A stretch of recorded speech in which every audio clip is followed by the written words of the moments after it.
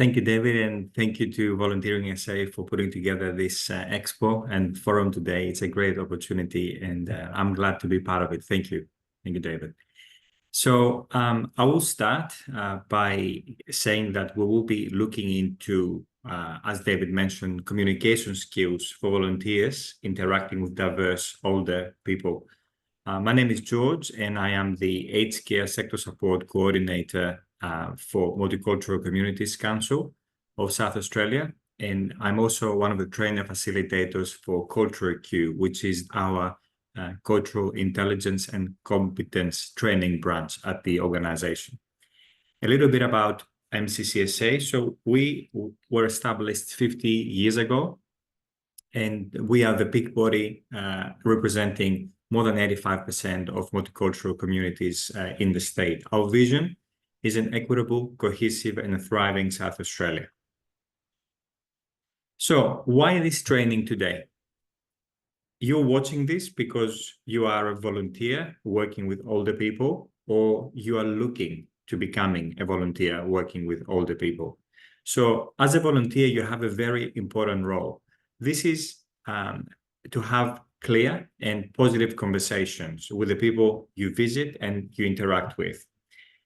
So for the sake of this training, I will be referring to diverse people. And what I mean by that is, I mean people of culturally and linguistically diverse backgrounds. You may have heard it as COLD, or you may not have. But when I'm saying diverse in this training, I'm talking about people who are coming from different cultural or linguistic backgrounds.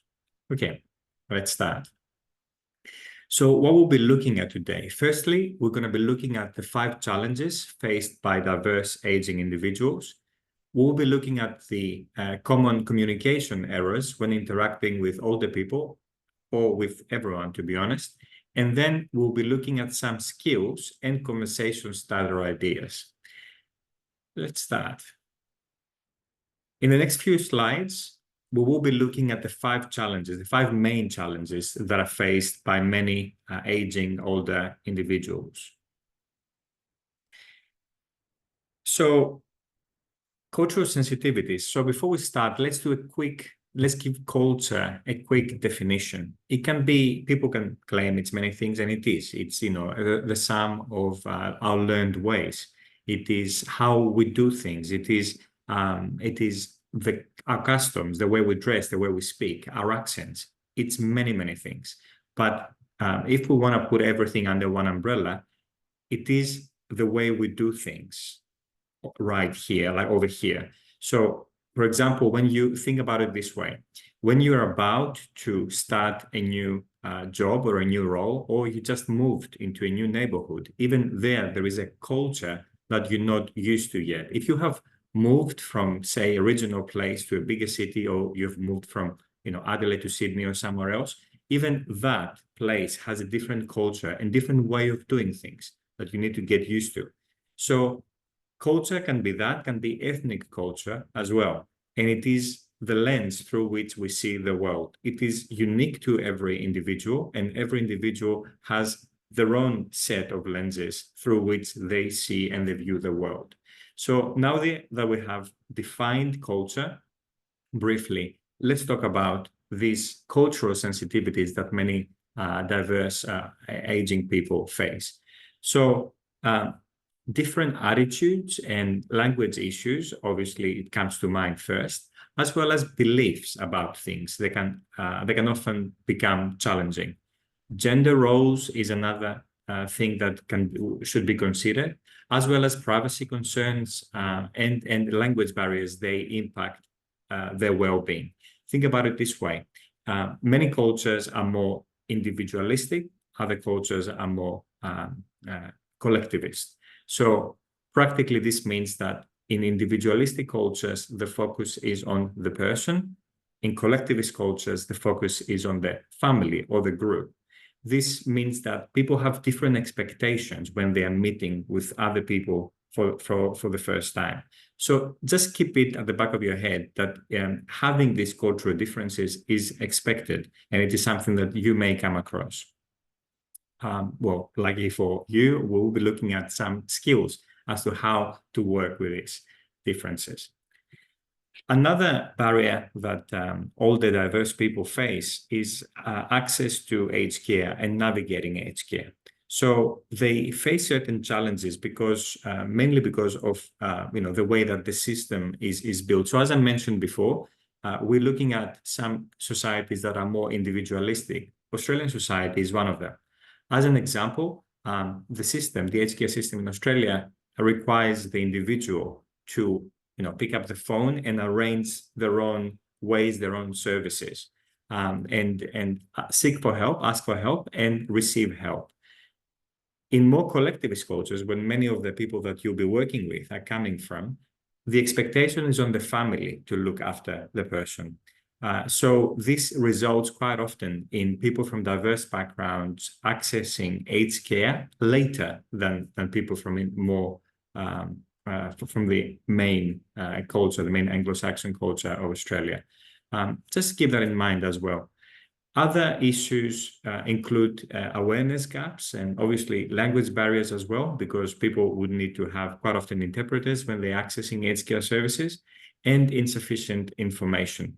And the impact on access to services, it can affect overall health outcomes for these people.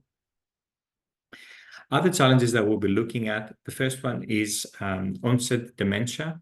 Quite often when people having onset dementia, it affects their language skills. So they tend to not be able to communicate in learned languages. So rather, they can only communicate in their mother tongue, or they're losing some of the vocabulary of the languages they learned later in life. Another one is loss of culture and intergenerational changes. Practically, this means that as people age, they may face a loss of connection to the roots, and changing times can create a gap between generations as well.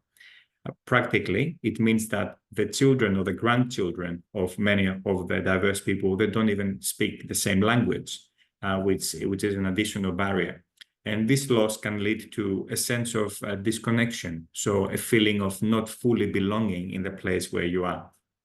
And another barrier is isolation and fewer peers. So many elderly, diverse individuals, they might find themselves isolated from others with fewer friends or peers to interact with. Practically, it means this happens because, think of a certain community, they're speaking their own language and they are living very, remotely away from one another. It's not as easy to speak your language on an everyday basis. So this loneliness can affect their mental well-being and overall quality of life. In the next few slides, we will be looking at some of the most common communication errors that when interacting with older individuals. Firstly,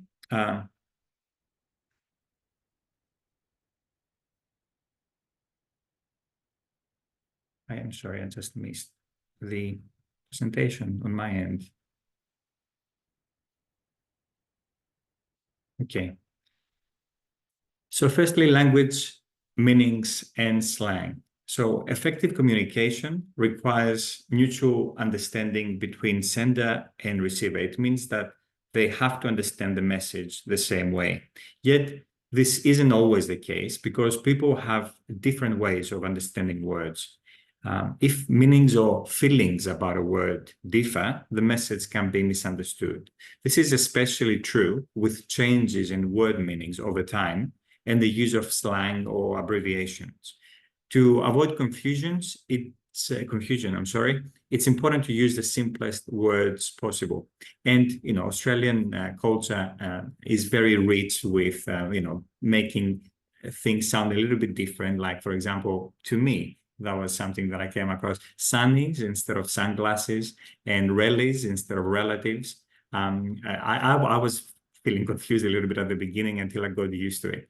But think about it when you're interacting with an older person, that these short ways of saying things, also slang, Australian slang, like saying that you're feeling stoked about something, or referring to regional Australia or the outback as whoop whoop. These are things that they may make sense to you, but for an older person of a diverse background, they may not mean anything. So it's something to keep in mind when you're thinking about the words that you use. The simpler, the better. Next one is verbal and non-verbal behaviors. So how we talk, whether it's loud or soft, high or low, steady or shaky, it adds meanings to our words. Our facial expressions, our hand movements, other body movements contribute to what we're saying. When our speech style and body actions match our words, the message becomes clearer. So during conversations, aim to have your tone and body language align with your words. This helps avoid misunderstandings and supports effective communication. Practically, what I mean by that is that when you are speaking to an older person and you're communicating, say, in English, but the person's first language is not English, it's a good idea to try to mimic what you are saying with your hands. So give a little bit more body language. Like, for example, if you're referring to something that's big, if you're referring to something that's small, as you're speaking, if you manage to match your body language with what you're saying, the message will be clear.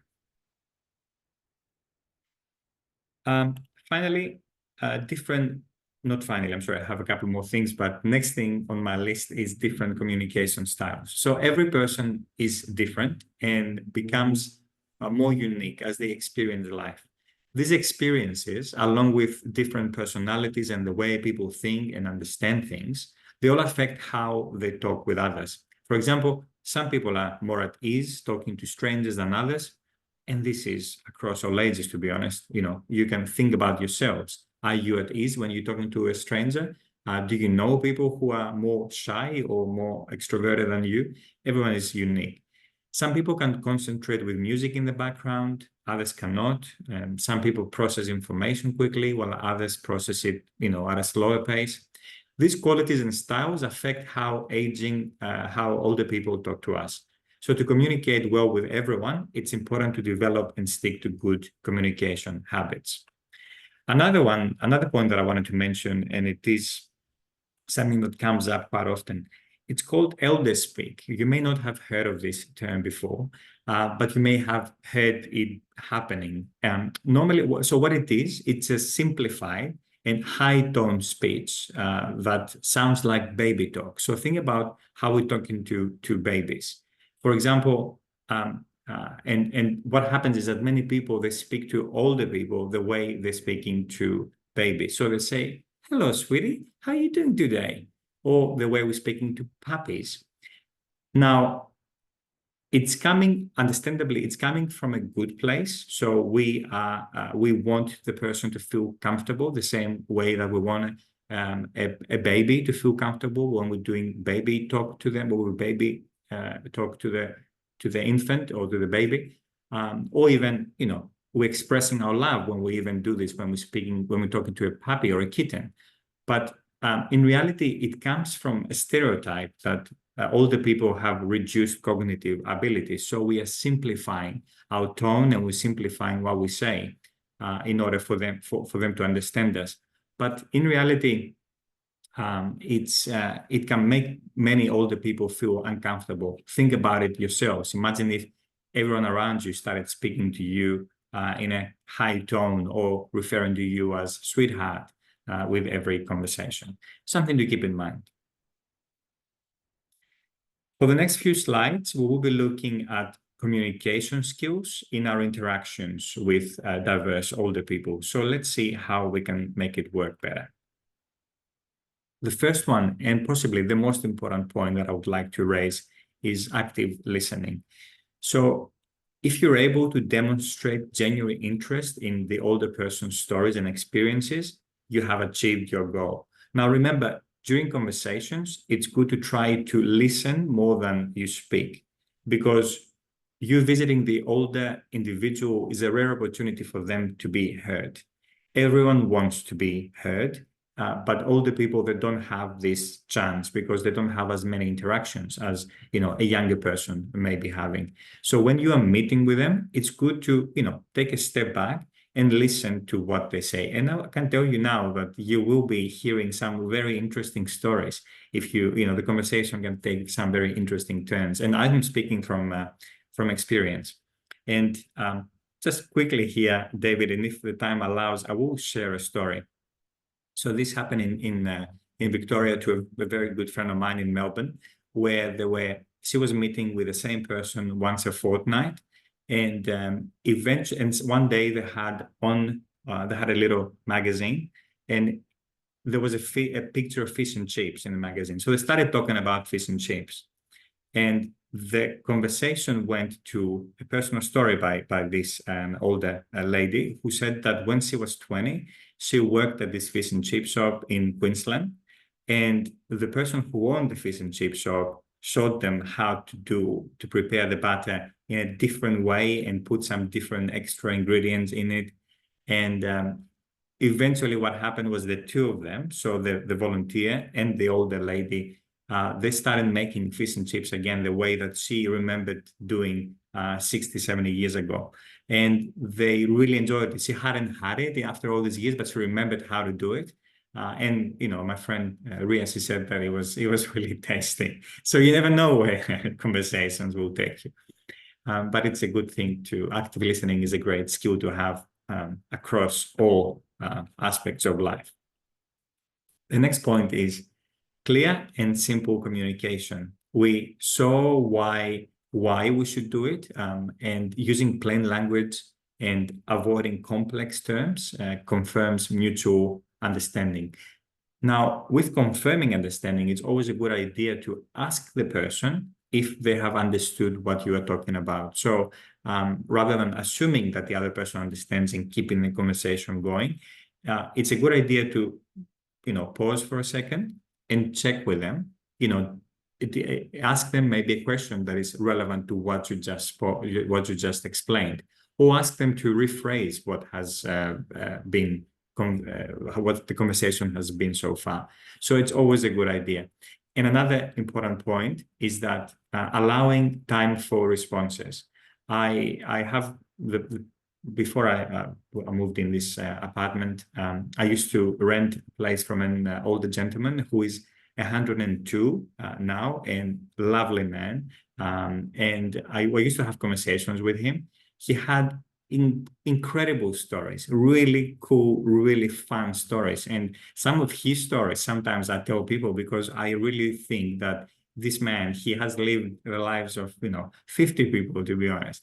But one thing about him, he was taking longer to get sometimes to the words he needed, particularly because some of the stories he hadn't said to people for many, many years. So he lost, he lost, you kind of forget some words sometimes if you haven't used them. So this gentleman needed a little bit more time to get to the words, but when given the time, his stories were incredible and really fun to listen to. So keep that in mind. The next point is developing empathy.